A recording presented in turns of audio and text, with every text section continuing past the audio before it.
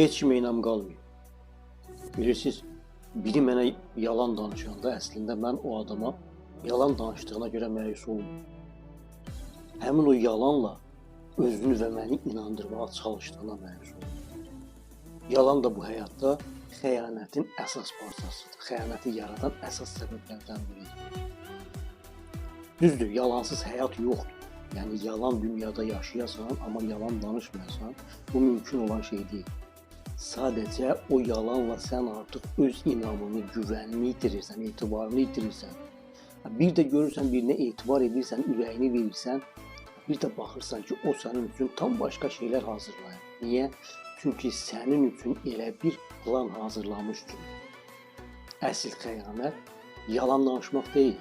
Fərq etmir, qadın ya kişi. O ki, həmin anda saniyələr içində yeni bir yalan uydurub səni axmaq yerinə qoyması ən böyük bədbəxtçilikdir.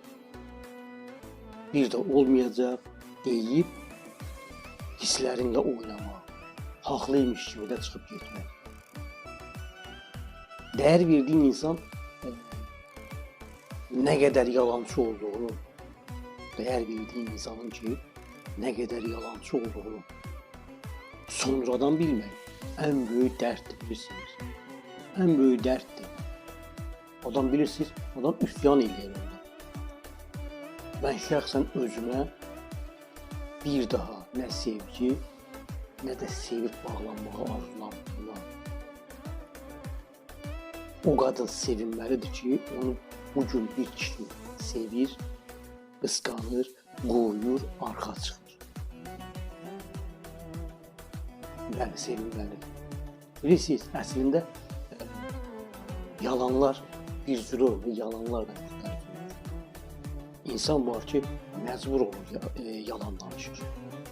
Yəni elə bir şəraitlər olur ki, sanki bu yalan elə bir ona nəyisə gətirəcək.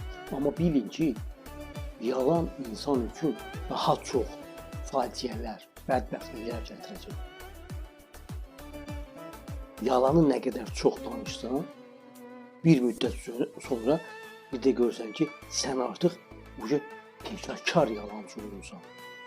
Sonra o yalanlara özünü inandırır, həmin o yalanları özünə bir həyat tərzi seçirsən və yaşamağa başlayırsan, bu da yaşamaq deyil. Allah belə insanlardan qorusun. Bir daha deyirəm ki, mən şəxsən özümə nə sevgi, nə də sevib bağlanmağı arzulayıram.